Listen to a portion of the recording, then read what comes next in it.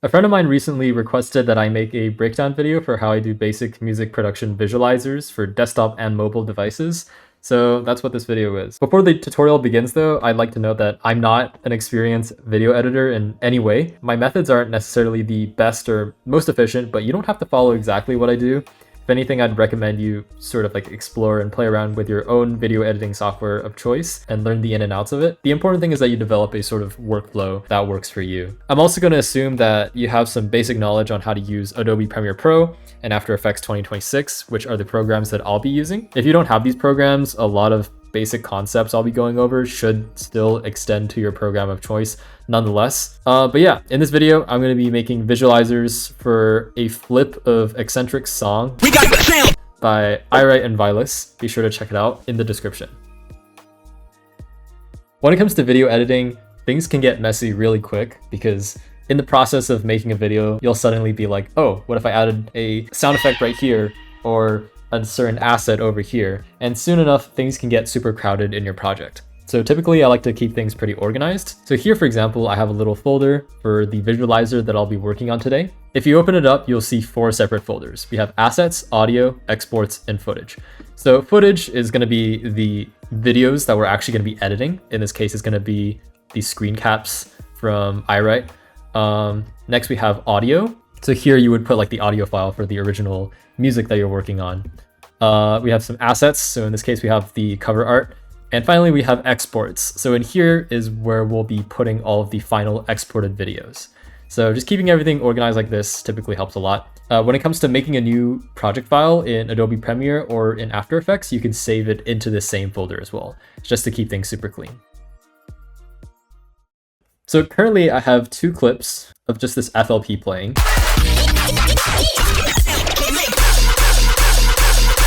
So yeah, super sick. The first thing that I did in this project is that I aligned the audio. So this is what the footage looks like right after I drag it into the project. As you can see, there's a lot of latency, because if you have a lot of tracks, obviously there's going to be some latency in the project file. The playhead hits the kick drum right here, but the kick drum doesn't actually play until right after. See, it hits right here. And when the first kick drum is already hit in the audio, the second one has been hit in the actual video. That's a problem. You got to change that. In Premiere, the way you solve that is by right-clicking inside your playlist and going to here. It says unlink. If you press unlink, that unlinks the audio and the video separately. And that means I can move this around until the audio and the video sync up.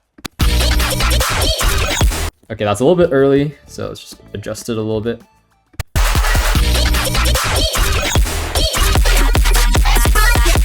Okay, that's a little bit more synced up. That looks pretty nice. So currently we're working within one sequence. If you go to sequence here and click on sequence settings, this gives you the dimensions of the video. So again, I said we're working in 1080p, but it's always good to double check, because sometimes the footage you drag in will be of a different resolution. And if you want to be in 16:9 the entire time, you can set your sequence settings specifically to 1920 by 1080, just to make sure. In this case, we don't have to really do anything, so that's pretty good. All right, let's do some basic cleaning up. So to start off, we have this little dock at the bottom. I don't think we really need that. Like, sure, if you want to signal to your viewer that you're on a desktop, you can include that. In this case, I'm just going to hide it. The way I would hide it is by adding a crop. So this is one of the effects you can add. It's under legacy. So I'm going to drag crop onto my clip and boom. I get this little menu in my effects controls. And as you can see here, there's different sliders for different parts of the image. If I want to crop the left side, I can drag this up. I can just click and drag. In this case, I just want to crop the bottom. So I'm just going to take the bottom and just drag it up a bit just so it's covering the dock. Now there's like a little bit missing on the bottom right. I want this video to be centered, so I typically just eyeball it. So if I want to select the video, I'll usually select motion, and that selects the whole video. I click on the video, I press shift, and I just drag it down until it looks okay. There's also an edge feather, so if you want to add a little bit of a fade at the bottom, you could do that as well. I'm gonna crop a little bit of the top just to get that little fade as well, because I think it's nice. We can bring the bottom up a little bit more just to hide it fully, because the fade is kind of bleeding into the dock a little bit. Okay, cool. A vignette, the way I understand it, is that it's a dark gradient towards the sides of the video. We can achieve that by going to here and creating a black video. But we can turn this into a vignette by using a mask. So if you go to here, if I long press on this, I can select these different mask tools. So I'll select an ellipse mask, and then I'll drag it like this. And boom, now we have a mask. Adobe did change the general layout of how masks work. So every time you make a mask, it's gonna appear under unassigned masks. So here I have ellipse mask 1. You can name it to whatever. I'm not gonna name it because I'm lazy. You can change the feather, which is basically how much it fades out. I'm gonna change the dimensions a little bit more. It can be a little bit of an ellipse shape. We're just cutting out the sides, kind of like that. And now we want to assign it to a particular parameter. We want it to be transparent in the middle so that the actual video underneath shows through. And the way we do that is by taking the ellipse mask right here and dragging it under opacity. And boom, all of a sudden we have transparency on the sides. It still looks a little bit wrong because it's the wrong way around. The middle should be transparent, but instead it's the border. So we can change that by going to ellipse and clicking inverted, and that solves our problem. I like to add this effect called a Lumetri color. It's basically just a general color grading, color correction plugin. And as you can see here, you got curves. And you can just like tweak these curves however you want. This is leaning more towards like cyan, so I'm probably just gonna boost the blue and the green. I personally don't really understand much when it comes to color grading, so please don't bash me in the comments. You also add a glow as well. Hold on, let me get a VR glow, I think it's called. Yeah. Just tweak these parameters to taste. Okay, that's a pretty intense glow. Low-key, it is a lot. So we can make another mask for this, I think. Just like make a big ellipse. Let's give it some feather too. Yeah, that looks good. And then we can add it to our glow, just like this.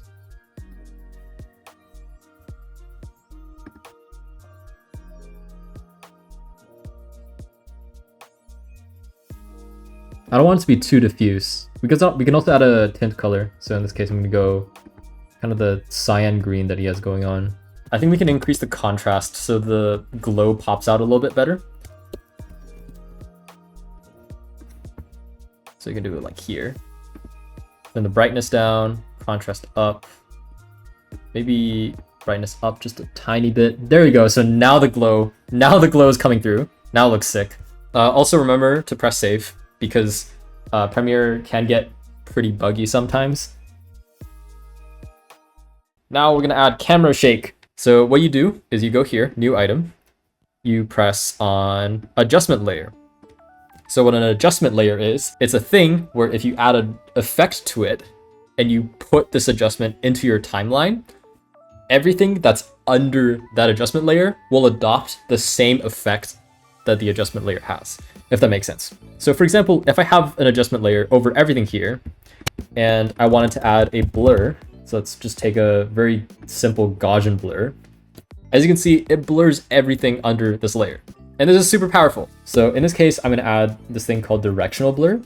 So as you can see, it already kind of looks like camera shake. It's blurring everything in one direction. So now we're gonna search for a part of the song when the kick hits. So right here. Let me see. So right here. Again, you have to be kind of wary of frames as well. As you can see, the kick transient is right here. You can see like a lot of low frequency waves here. So I'm just gonna put it here. And then I'm gonna cut the adjustment layer here. Maybe even a little bit. Oh, never mind. The transient's right here. The transient's right here, the body is there. So it's like right here. And you can end the clip right there. So right after this, okay, so now we have this, this blurring effect going on. but we also want to negate the blur after a period of time. And the way you do that is you go under here, under controls, you see amount right here. So we're gonna automate this parameter amount, which controls obviously how much blur is on the image itself. So let's say let's set it to 55. You press on the stopwatch thing and this opens up keyframes, which basically means if I have the amount set to 55 here and I move a few frames and I set this to 0 and I just play the clip, as you can see, Adobe kind of just fills in the gaps. It gradually changes from 55 to 0, like that, which is pretty sick. Currently, the fading effect lasts a little bit long. As you can see, it changes very linearly. Maybe that's something you want. Personally, I like things to be a little bit snappier, so you can open this little arrow thing right here, and you'll have access to the graph editor. So after that, you can select any one of these keyframes, and you can go down to here, which is like a toggle for the Bezier curve. I think it's a Bezier. I'm pretty sure it's a Bezier. I don't know. Yeah, and then basically, if you drag this little dot out, you can adjust this little curve to taste. So personally, I want it to kind of look like this sort of slope, like a little exponential slope. So it's a little bit snappier in its transition. Like it starts off super blurred and it quickly returns and it gradually returns to rest. But in the beginning, it's like a very sharp dip. So it'll look like this, which in my opinion feels a lot snappier.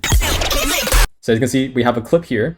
And the cool thing about this clip is that you can repeat it in other places. So instead of just remaking this effect over and over again, you can just copy and paste it whenever you need a kick or a snare or any kind of drum or whatever you want some kind of impact to happen. And obviously this feels a little bit strong. You can use this blur whenever you're starting a new section, and whenever it's just like a very basic drum hit, you can just make a much smaller effect. So in this case, I feel like this little bass shot right here has a lot of impact. So I'm gonna make, personally, I'm just gonna make this clip a lot shorter. It's gonna be like, let's say around here. Let's make that curve. Let's make this like 30. It's like maybe even 20. So as you can see, it's like very subtle now. It literally just lasts a fraction of a second because dubstep tends to be pretty formulaic in terms of their drum patterns. You can easily just copy and paste this over and over again. So 2 becomes 4, 4 becomes 8, 8 becomes 16, and so on.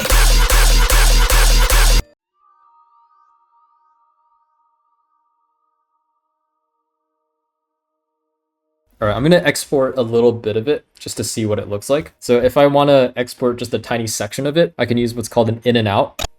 So here I'll press I on my keyboard, go to a random place, I'll press O. If you wanna clear this in and out, just right click on it and press clear in and out, and boom, you'll have a clean interface. And afterwards, I'll go here, go to export. I'm gonna name the video whatever I want. Make sure you set video to on, so you're actually exporting the video. Afterwards, you'll go here to range and press source in and out. And that's only gonna export that tiny section. So I'm gonna press export. It's gonna take a little bit because it's the video.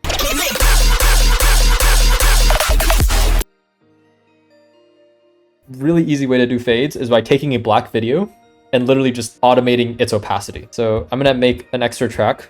So you can put our black video on top like this. Let's like cut it to about here. You go to opacity, you press this, you set this to 0, you go all the way to the beginning of the clip and you press, and you enter 100, and boom, it's gonna create this, it's basically gonna automate the opacity, so it's gonna go down over time. And you can copy and paste the same clip to the end right here, like that. And now, at the beginning of this clip, I'm gonna set the opacity to 0. At the end, I'm gonna put 100. Drag it all the way there, and boom. Now you have a little fade in a darkness, which is cool. You can also add audio effects as well. So in this case, I'm gonna add an audio fade. I'm gonna get this constant power one. You can just drag this onto the audio clip itself. I'm just gonna put itself there nicely. You can do the same thing with the beginning of the clip as well. And you can obviously change their lengths. So I'm gonna have it come in a little bit sooner.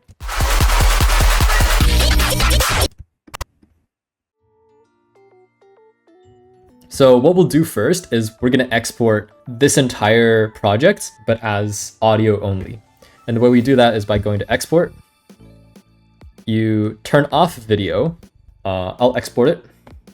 And boom, it exports super quickly because you're not rendering anything besides the audio. So here we are in After Effects. The first thing that's gonna appear if you go to composition is that you get the choice to create a new composition. Just gonna press that. You don't really have to name it anything. We're gonna take the audio file that we had, that we just exported from Premiere. We're gonna drag it into the composition window, and boom, that's gonna create this little window right here. So this bar right here is basically how long your entire clip lasts. So currently it's set to 10 minutes, which is low-key kind of long. So we wanna shrink that down until it's the same length as the audio. I'm just gonna make it black. I'm gonna add an effect called audio spectrum or audio waveform. In this case, I'm gonna do spectrum because I think it looks cool. And boom, we have a spectrum right here. So under audio layer, you want to set the source right here to the audio layer itself. So now when I press play,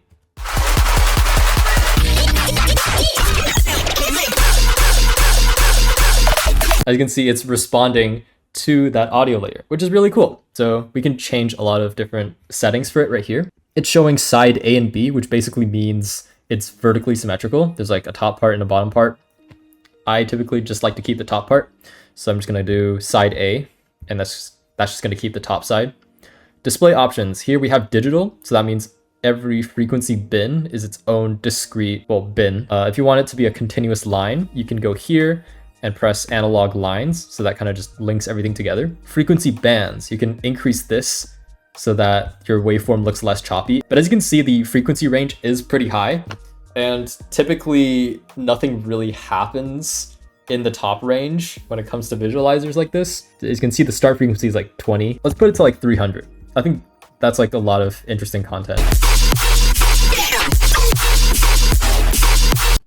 Let's shrink it down even more. Let's do 250. We can make it a little bit higher by toggling this maximum height parameter right here.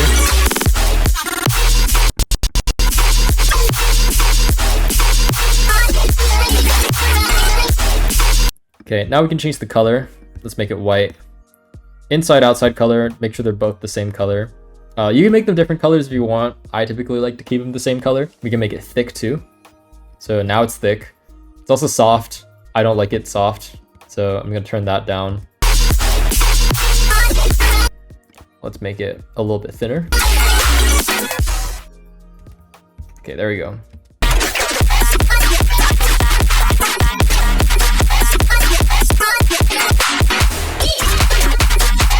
All right, and there you go.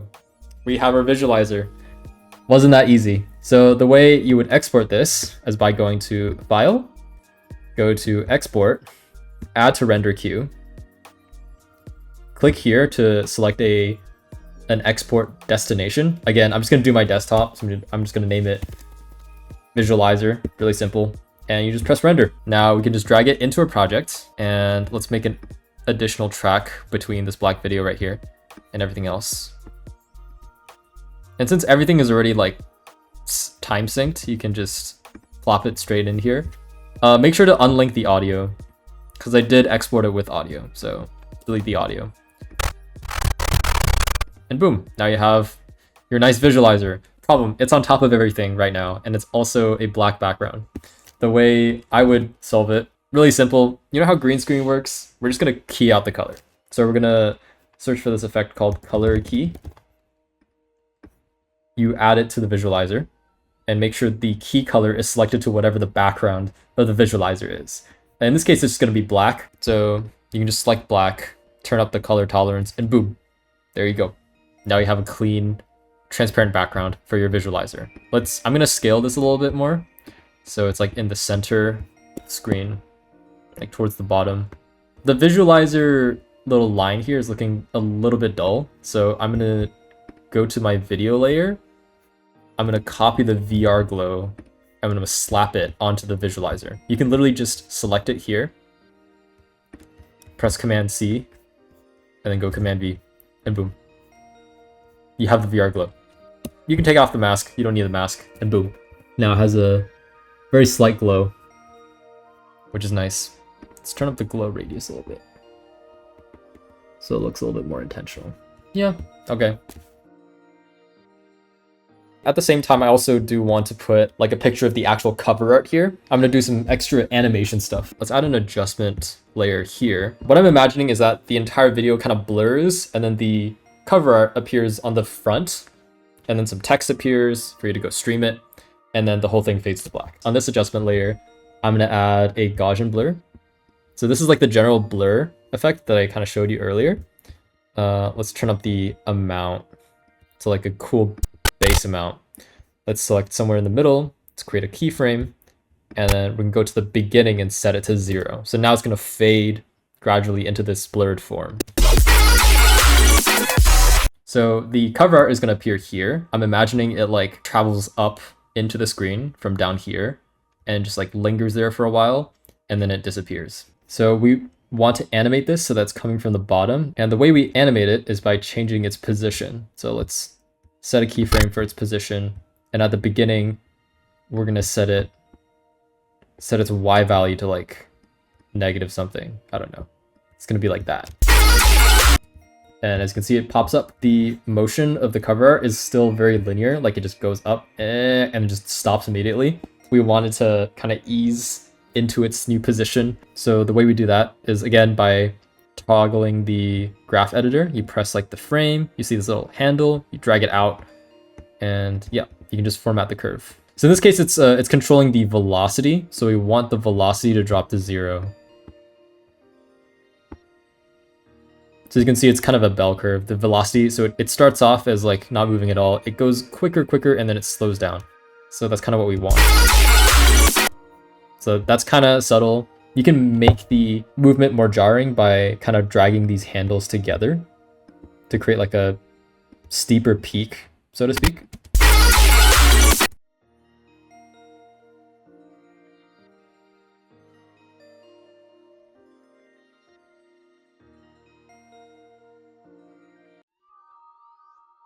I'll also add the text here. So let's go to text. And you can just press wherever, and then it'll just allow you to type. So I'm going to put eccentric. As you can see, it's all off screen. So we're gonna format this correctly. Select everything. Under this text drop-down menu, we're gonna press centered. Make sure everything's in the middle. I'm gonna scale it down. So I'm gonna press the top corner, press shift. It's gonna scale everything down uniformly. Let's like put it there. We want a good font for this too. Personally, I really like using, let me see if I can find the font. Yeah, this one called Small Print. I like this one a lot because it just looks nice and bubbly and it kind of fits my style. We'll make the font size a little bit smaller. I'm also gonna copy and paste the glow effect onto the text as well. This time I'm gonna turn the radius down a little bit more. So it's a little bit tighter. Let's make the brightness a little bit less intense too. There's this other effect that you can do where you add like a slight wobble to your text, but it's like very low frame rate wobble, and it kind of gives like a hand-drawn animation kind of feel. I'm gonna make a new sequence. File, you go to new, you go to sequence. I'm just gonna call this animated text. I'm gonna copy this text layer that we literally just made, remove it. I'm gonna plop it into here.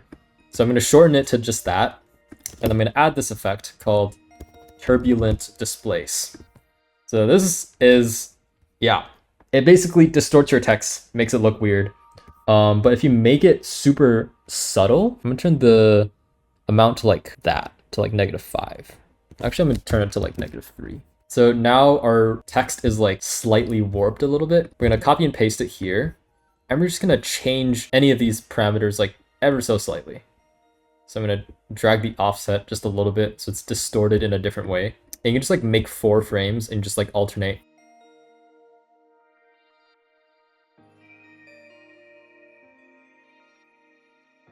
So if I play this, as you can see, the text is like wobbling ever so slightly. I don't know. I think it's a cool effect. I put it on a lot of stuff, including my illustrated assets. And it kind of gives this like pseudo animated feel, but you can apply it to basically anything else. So finally, I'm just gonna take this sequence of 4 distorted images and just copy and paste it over and over again. So that creates this like long clip of just animated text. And finally, you can go back in here and just drag your animated text into here, and boom.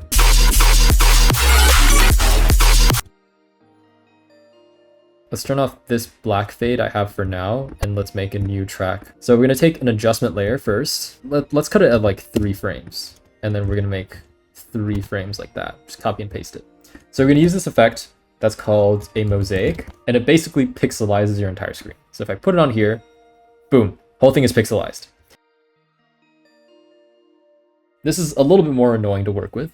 As you can see, it's set to horizontal blocks and vertical blocks, but it's doing it by count instead of by resolution. So currently we're in 1920 by 1080. So I'm just gonna do a multiple of 1920 by 1080. So in this case, I'm just gonna do 16 by 9. And here's the toggle I was looking for, which is sharp colors. If you check this, it pixelizes everything even more. It kind of just snaps it to the exact color instead of like blurring everything in between. I'm gonna copy this mosaic effect. I'll go to the second frame. This time I'll up the resolution. So I'm gonna do, let's do 32, and then 9 is 18. So we doubled the number of pixels on each axis, and then we'll do it again. So I'm gonna copy and paste this mosaic effect again. And let's do 64 and 36. And boom, now it's pixelated again, but this time at a higher resolution, and then fades to the actual screen. Oh god, wait, I low-key want to play with the new mosaic effect. I thought that was really cool. I might do that instead. You know what? I'm gonna do that instead. I'm gonna learn something new today. Okay, so we did that. Stroke count. Let's set it to hexagon. I thought hexagon looked really cool. Yeah, dude, look at that. Okay, my idea is that I'm gonna make the whole thing higher resolution over time. And at the same time, I'm also gonna up the border thickness. So in here, there was a parameter called border thickness, I believe. So we go here, stroke, whatever that is. I think it's like stroke amount. Yeah, so the stroke amount is basically the distance between each of these like tiny pixels. I'm gonna turn down the stroke amount over time, so it like kind of completes itself into an image. So here, I'm gonna up the resolution again. I'm gonna turn down the stroke amount like that. Oh, that's so cool. Wait, that actually looks really nice. I'm gonna do the same thing here. Turn up the number of tiles. Turn down the stroke amount again. I'm gonna do another one here. I'm gonna set it completely to 0. And just up the tile amount. Cool. I'm pretty happy with that fade. So let's copy and paste this same thing, put it at the end of our video here, like this. And now we just have to reorder the frames. So this one goes here, this one goes here, and this one goes here. And boom, it just exits like that. And just like that, we've made our first visualizer. It's pretty sick.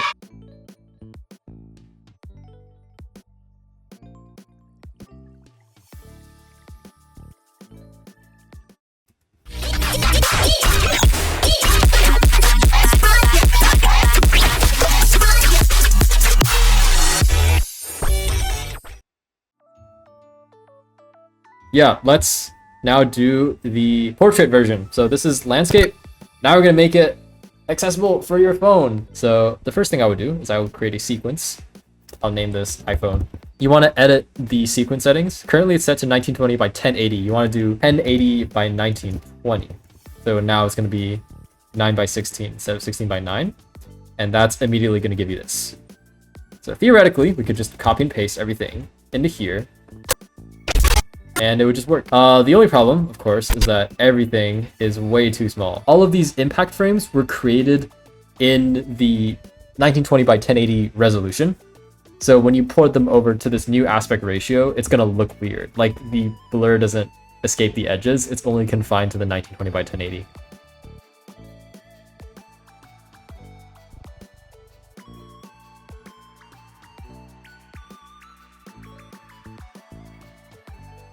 Okay, that's a lot better. That makes it a lot better. Okay, so apparently selecting that's how you would resize everything. As for the video itself, literally scaling it is not a problem. Once 180.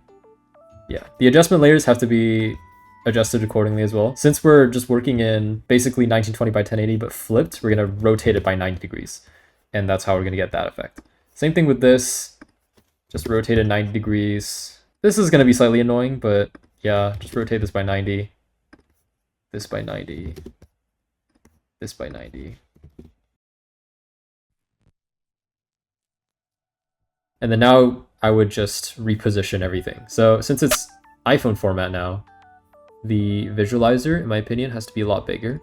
So let's scale this up to be like there. Animated text, which is the thing that's on the bottom, let's move it down a little bit. We'll also make it big.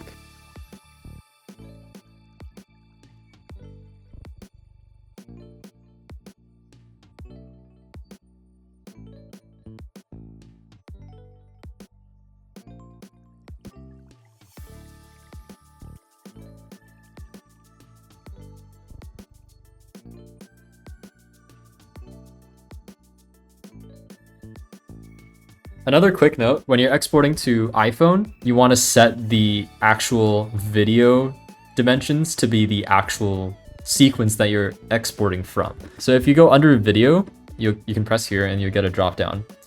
You have this button that says match source. If I press this, it's going to make the video the exact same size. So now when I export it, it's going to export a video with the same dimensions as the sequence that I'm exporting from.